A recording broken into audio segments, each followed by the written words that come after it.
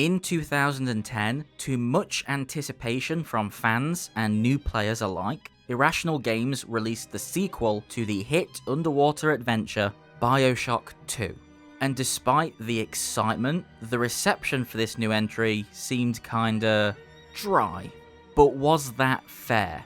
Did Irrational Games' attempt deserve better treatment from the gamers? Yes, is the short answer. If you want the long answer, we're going to have to strap our diving suits on and take a watery stroll down memory lane.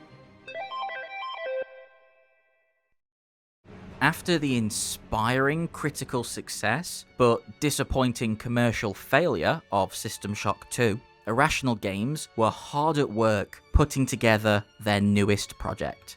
And it wasn't going well. The team were chasing idea after idea, ranging from abandoned space station locales to goopy jellymen enemies. The sheer weight of such a massive project, the harsh Q&A critics, and the fear of failing to find mass market appeal had the devs worried. And yet, despite all the torment and grief, in 2007, Irrational Games released the critical and commercial juggernaut that is Bioshock. Now I could spend the next 20 minutes describing all the ways Bioshock changed the gaming landscape, but that's not what I want to talk about.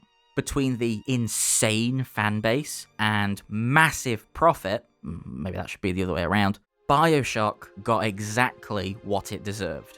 That leads us nicely onto Bioshock 2, a game that had the unenviable task of continuing what the first entry started, except now there was no room for surprise. People had expectations for the gameplay, the world, and especially the story. How do you follow up the twist of the century?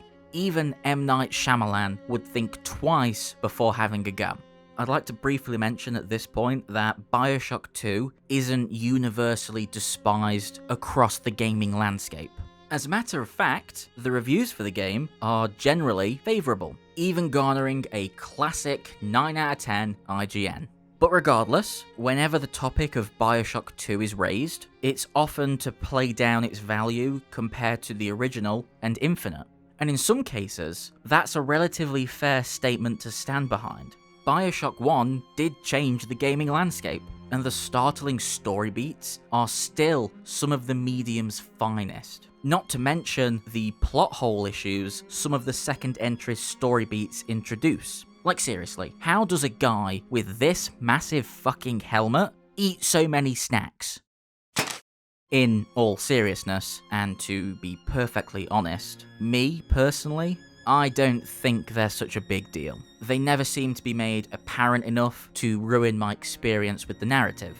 And now, thanks to Bioshock Infinite, anything can just be explained away by tears and parallel universes, I guess. That said, if you're not a fan of plot holes or inconsistencies, maybe don't ever check out the Burial at Sea Infinite DLC. Those somewhat uninteresting plot holes are seemingly more indicative of a larger problem some audiences had with Bioshock 2. So if I'm going to claim I know the real reason why this entry is much maligned compared to its predecessor, I'd say it's the fact that Bioshock 2 only exists because 2K Games saw they had a surefire hit on their hands. And while I can't blame 2K or Irrational Games for capitalizing on the first game's success, I can still understand how fans of the original would instantly see this as a belittlement of that game's tightly woven and quite evidently concluded story. Only bolstering that sentiment were Original Games creative director Ken Levine's words on why he chose to pass over the project. Within the same year as Bioshock 2's release, he told Eurogamer, "We felt we had said what we wanted to say about Rapture." That's obviously a small snippet from a much longer discussion, and I'll include a link to that article for anyone who cares for whatever reason.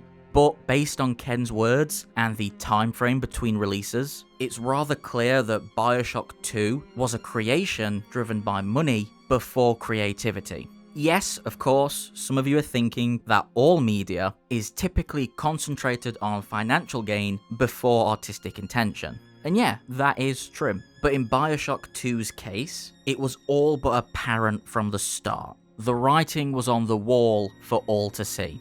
I just want to interrupt the video very quickly to say that Play It is a small channel, and as such, making regular content can be very difficult for us. So if you like what we're doing, or just feel in a charitable mood, if you could leave a like, comment, watch more of our content, or even subscribe to the channel, that would mean the world to us. Anyway, back to me with the video. Up to this point, it all but appears like the existence of Bioshock 1 only seemed to hurt Bioshock 2's chances of success. But honestly, far from it. Being able to use the first game as a template allowed the devs to create a rapture that feels so much more believable as giant underwater metropolises go, of course. Loftier rooms with an overt attention to detail, combined with excellent fire, water, and shadow elements, make Bioshock 2's rapture a breath of salt-filled fresh air in terms of level design. And while at first, the choice to put the player into the massive ironclad boots of a Big Daddy came across as a business decision made to exploit the newly found iconography of the first game's terrifying gentle giants, it was actually a fantastic way of turning the power dynamic on its head, providing Bioshock 2 ample opportunity to explore the combat mechanics in innovative, subtler ways. The splicers are allowed to be a lot more aggressive, and when mixed with the advancements in game tech over the 3 years since Bioshock 1, also means they're able to attack in bigger groups, completely changing how you prepare for and handle an encounter. Blend that with new additions like the impactful spear gun, as well as the meaty feeling drill arm, and you've got a fast, fluid, and experimental take on the previous combat. Even the hacking minigame seems intent on keeping the pace flowing instead of killing it dead. Furthermore, the Little Sister boss encounters change the dynamic from the first game in an increasingly considerable way. Unlike with the Big Daddies, you don't get to plan before taking on a boss. The boss takes on you, and she won't stop until she is put down for good. Not even a big sister can keep you down. By merging the familiar gaming power fantasy solidified in games like Doom with moments of abrupt panic when a little sister screeches her arrival, Bioshock 2 fosters a constantly evolving atmosphere and tone. And backing up that tone is a story that might fail to live up to the prior classic, yet nevertheless can still engross the player throughout. Unless you play the Minerva's Den DLC, which is by far the best content the series has put out. If you've not played this relatively short standalone expansion before, I'd very highly recommend it. It's included in the remastered Trilogy collection, and if you've never played any of this series before, that bundle is an absolute steal. Although, I still think they should have brought back the multiplayer mode. That shit was janky as hell, but I low-key loved it. It was dope.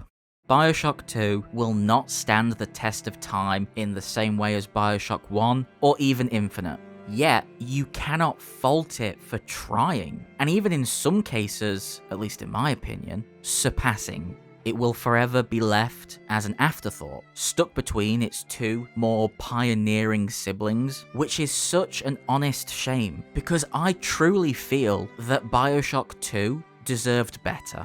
But I'd love to hear what you guys think of the Bioshock series. Do you think 2 should have been given more of the limelight? Please feel free to share any of your thoughts in the comments below, and if you did have the time to leave a like or even subscribe, we deeply appreciate that. Also, if you're able and willing, you can financially support this channel through our Patreon. The link is in the description. Honestly though, we love any and all types of support you guys give. Thanks for watching, and cheers.